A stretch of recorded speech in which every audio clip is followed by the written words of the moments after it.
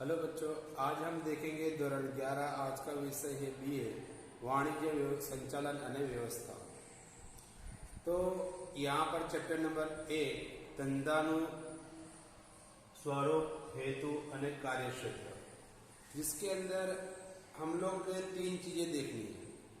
तो मैंने यहाँ तफावत के रूप में लिया है धंधे के बारे में, व्यवसाय के बारे में और रोजगार के बारे में आज हम पढ़ेंगे।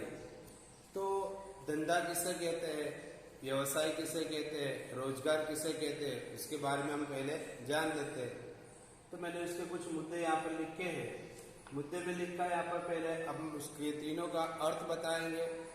इसके बाद इसका स्वरूप कैसा होता है, वर्तर कैसा मिलता है, बदला जिस तरीके से काम कर दिया, लायकात क्या होनी चाहिए, पैसा कितना होना चाहिए, इसके अंदर नुकसान यानी जोखिम कितना होना चाहिए, मालिक यानी कि मालिक के अंदर फेरबदली बदलाव आना, और आचार संहिता यानी कि वो क्या चाहते हैं और जो उसका उद्देश्य है वो उद्देश्य के बारे में हम देखेंगे।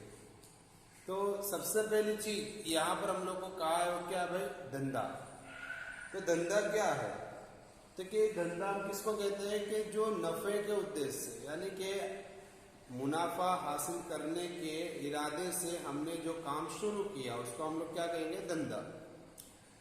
जबकि व्यवसाय किसे कहते हैं, तो व्यवसाय के लिए क्या बताया, तो जैसे हम लोग कहते हैं कि विशिष्ट निष्णांत यानी हर कोई किस्म का, जैसे डॉक्टर है, वकील है, टीचर्स है, ये क्या करते हैं, सेवा देते हैं और सेवा के बदले में इनको क्या मिलती है, फीस। यानी जो सेवा के रूप में अगर उसको फीस मिलती है आर्थिक रूप में, तो उसको हम लोग व्यवसाय करेंगे। और रोजगार किसे कहते हैं, तो आज हर कोई इंसान रोजगारी करता है, जिससे मेहनत करता है।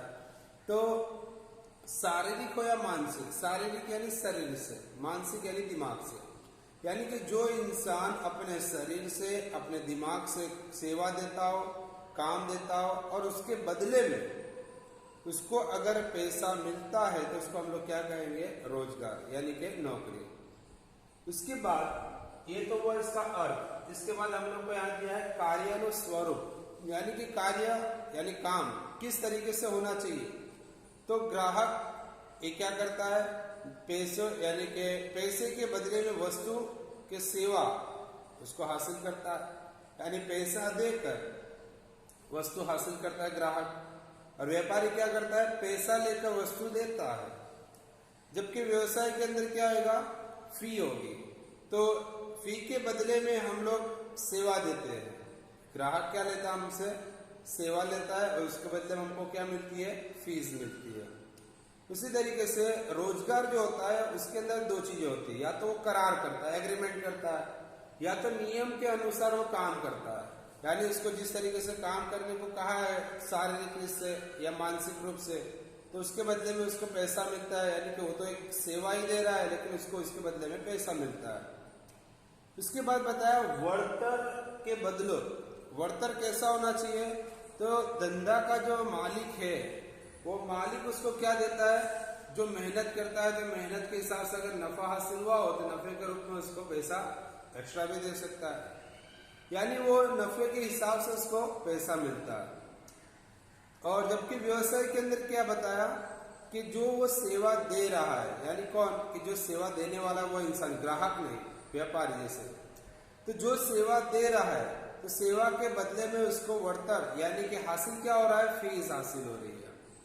जबकि रोजगार के अंदर क्या होता है कि जिस तरीके से काम किया गया और काम के बदले में वो क्या करता है, बदले में पैसा मजूरी या कामदारों को देता है। उसी के साथ साथ में लायकात कितनी होनी चाहिए, तो लायकात के हिसाब से क्या बताया कि जब धंधे की बात आती है तो धंधे के रिलेटिव उसको उसके बारे में जानकारी, उसके बारे में उसको नॉलेज होना जरूरी है। अगर उसको उसके बारे में नॉलेज है तो उसे नॉलेज के मुताबिक उसको धंधे के अंदर वो अपना पैसा लगाता है नॉलेज के हिसाब से। उसके अंदर कोई ज्यादा लायकात की जरूरत होती नहीं है, क्योंकि धंधा यानी खुद का ही होता है। अब इंसान के अंदर इतनी आवड़त है, इतनी मानसिकता है, इतनी अक्ल और इतनी सोच है, तो अपने हिसाब से धंधा कर सकता है। जबकि व्यवसाय के अंदर क्या होता है, शैक्षणिक लायकात देखी जाती है। देखिए डॉक्टर है तो डॉक्टर को अपनी लायकात के मुताबिक यानी कि इसको LLB करना पड़ता है। डॉक्टर है इसको मतलब MBBS करना पड़ता है। वकील है LLB करना पड़ता है। टीचर्स है B.Ed करना पड़ता है। तो ये क्या हुई, इनकी लायकात हुई और लायकात के हिसाब से उनको नौकरी मिलती है और लायकात के हिसाब से वो अपने सेवा देते हैं और सेवा के बदले में वो फीस हासिल करते हैं। उसी तरीके से रोजगार के अंदर भी क्या होता है कि रोजगार के अंदर भी कोई पढ़ाई इतनी इम्पोर्टेंट नहीं होती है। हर कोई पढ़ा लिखा नहीं होता। बिना पढ़ा लिखा इंसान भी मजदूरी कर रहा है और मजदूरी के बदले में उसको क्या मिल रहा है, पैसा मिल रहा है, यानी कि वो भी एक नौकरी हो गई। उसी के साथ साथ में उसके बाद बताया मूडी। मूडी यानी पैसा। तो मूडी की जरूरत धंधा शुरू करने के लिए, काम को शुरू करने के लिए मूडी की जरूरत कितनी होती है? तो जिस तरीके का काम होगा उस तरीके से उसके अंदर पैसे की जरूरत होती है। यानी कि अगर उसका धंधा छोटा है तो ज्यादा पैसा नहीं लगेगा, धंधा बड़ा है तो फिर ज्यादा पैसा लगेगा। उसी तरीके से व्यवसाय के अंदर क्या है, तो कि व्यवसाय के अंदर एक मर्यादित यानी कि वक्त मुकर्रर होता है और वक्त के हिसाब से उसको मूडी की जरूरत पड़ती है। अब एग्जाम्पल ले लो कि कोई इंसान नया नया डॉक्टर बना हुआ है तो अपनी पहचान बनाने के लिए मरीज जो आते हैं उसके पास से कम पैसा लेगा पहले। जब उसकी पहचान बन जाएगी फिर बाद में फीस के अंदर भी इजाफा कर देता है। उसी तरीके से वकील भी ऐसे ही करता है, टीचर्स होता है, ट्यूशन चलाता है, वो भी ऐसे ही करता है। पहले अपनी छाप बनाने के लिए वो अपनी इनकम को कम बताता है, यानी कि पैसा कम लेता है। फिर बाद में जब उसकी एक पहचान बन जाती है, रेपुटेशन बन जाती है, तो फिर बाद में अपनी इजाफा कर देता है। उसी के साथ साथ में रोजगार के अंदर मूडी की यानी कि कोई किस्म की मूडी की जरूरत उसके अंदर होती नहीं है, क्योंकि ये तो एक काम करने वाला मजदूर है और मजदूर पैसा कमाने के लिए जाता, पैसा लगाने के लिए जाता नहीं है। इसके लिए इसके अंदर कोई मूडी की आवश्यकता होती नहीं है, कोई जरूरी नहीं है। इसके बाद हम लोग को बताया जोखम। जोखम क्या होता है? तो भाई धंधा करने वाला तो एक ही उद्देश्य, एक ही सोच लेकर बैठा हो कि मुझे मुनाफा हो, और धंधे के अंदर अगर मुनाफा न हुआ तो उसको नुकसान उठाना पड़ता है। जबकि व्यवसाय के अंदर अगर किसी ने फीस की रकम न दी हो तो उसको नुकसान होगा, बराबर है। इसी के साथ साथ में रोजगार के अंदर ऐसी कोई चीज जोखिम के रूप में आती नहीं है, क्योंकि ये तो कर्मचारी है और कर्मचारी अपना काम कर कर वेतन या पगार हासिल करता है। इसके लिए इसके अंदर कोई जोखिम भी होता नहीं है। यानी कर्मचारी जिस तरीके से काम करता है, जिस पोस्ट के ऊपर काम करता है, उस हिसाब से उसको पगार या वेतन मिल जाता है। उसी के साथ साथ में मालिकी हेतनी फेरबदली। तो मालिकी हेतनी फेरबदली किसे कहते हैं? तो मालिक इसके अंदर बदलता रहता है। अब जैसे एग्जांपल ले लो कि मैंने अगर एक धंधा शुरू किया, एक दुकान शुरू की, अगर दुकान के अंदर मुझे नहीं जमा तो मैं क्या करूंगा, वो दुकान दूसरे को बेच डालूंगा, यानी मालिक बदल गया, दुकान तो वही है। तो इसके अंदर वह मालिकी हित यानी कि मालिक बदल जाता है, दुकान वही रहती है। किराना की दुकान खोलकर अगर मैं बैठ गया और मेरा धंधा अगर सही से नहीं चल रहा है तो मैं क्या करूंगा, भाई इसमें कोई मुनाफा मिल नहीं रहा तो मैं दुकान को बेच डालूंगा माल के साथ में। तो मैंने अपनी जगह पर छोड़ दिया और दूसरे को उसकी जगह दे दी, यानी वो मालिक बन गया जिसने उसको खरीदा। यानी मालिक बदलता रहता है। जबकि व्यवसाय के अंदर क्या होता है कि व्यवसाय के अंदर कोई फेरबदली नहीं होगी, क्योंकि वो तो सेवा देने वाला इंसान है। आज यहाँ पढ़ाएगा कल दूसरी जगह पढ़ाएगा। आज यहाँ डॉक्टरी सेवा दे रहा है हॉस्पिटल के अंदर, वहां से अगर हटा दिया तो दूसरी हॉस्पिटल के अंदर सेवा देगा। यानी कि इसके अंदर कोई फेरबदली आती नहीं है। जबकि रोजगार के अंदर भी मालिकी होती ही नहीं है, और जहां पर मालिकी होती नहीं है तो यहाँ पर कोई ऐसा सवाल खड़ा ही नहीं होता कि जहाँ मालिक बदलने की बात आती है। इसी के साथ साथ में यहाँ पर बताया आचार संहितानु पालन, यानी नियमों का पालन किस तरीके से करना चाहिए। तो धंधा है तो धंधे के अंदर खुद के नियम भी बनाए होते हैं, और दूसरी चीज क्या कि भाई सरकार के हित के मुताबिक सरकार ने भी कुछ नियम उसके अंदर लागू किए होते, तो उसको उसका पालन करना जरूरी रहता है, और उसको पालन कर कर ही उस धंधे को आगे बढ़ाना रहता है।